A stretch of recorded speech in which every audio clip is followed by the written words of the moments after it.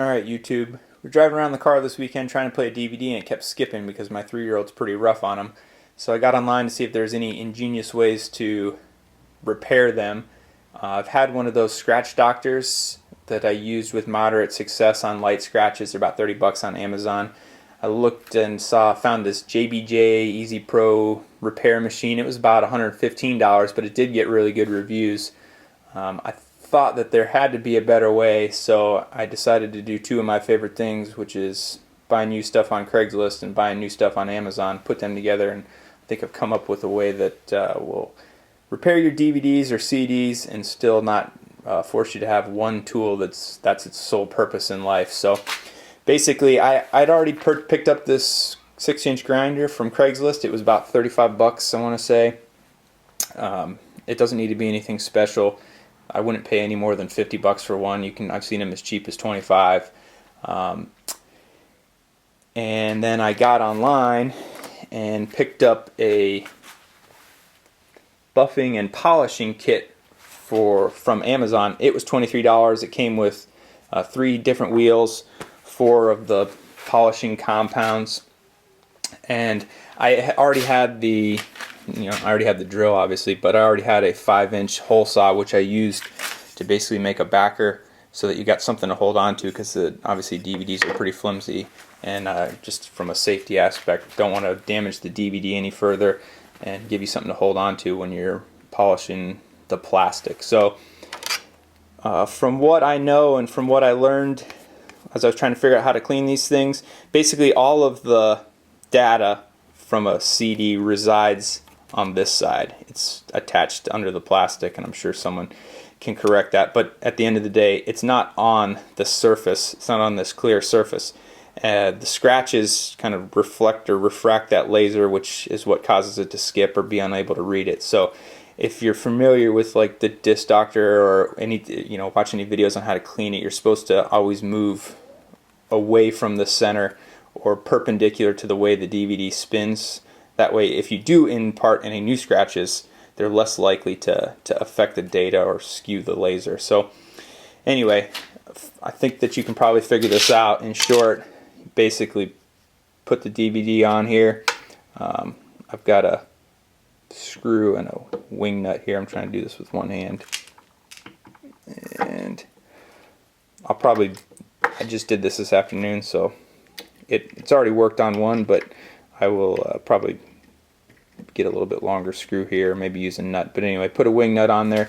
I'm going to turn this off, clamp it down a little bit better, and then I'll show you how I use the buffer and the compound to get the scratches out. Alright, the DVD screwed on there, relatively tightly.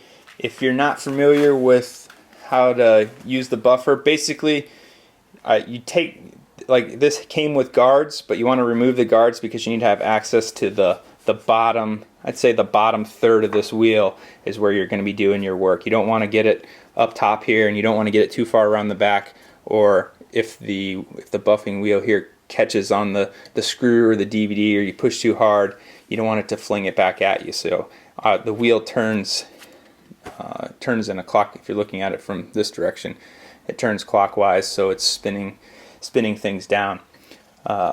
So basically, you're going to apply a small amount of, you can watch another video on how to use a buffer. There's plenty of them out there. I know I refreshed since I haven't used one in a while, but depending on how deep the scratches are, if they're just light kind of surface scratches, the kit that I'll post a link to, I just use this wheel that has a single stitching.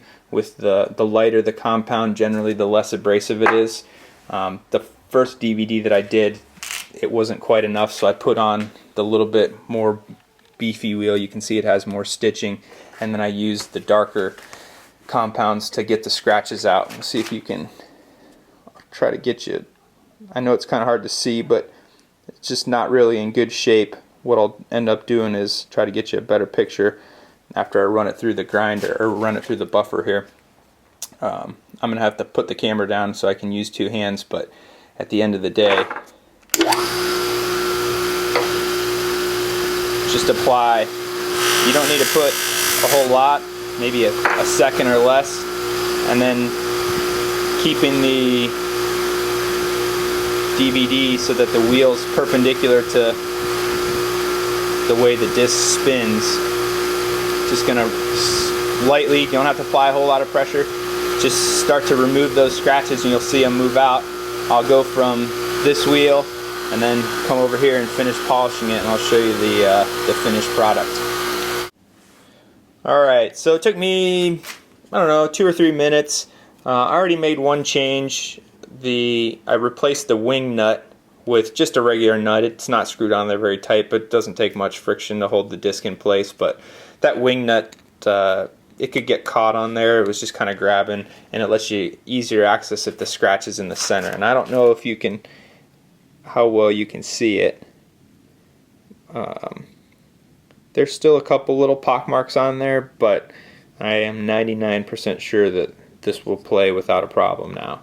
So at least the other Despicable Me 2, if you will, didn't have a problem playing. So the nice thing is, if you can buy all of this, including the hole saw, for less than $100, and then you still have a grinder to sharpen your axes or whatever, tomahawks or whatever else needs to be ground down, and that's it. So hope you enjoyed the video. Be safe and take it easy.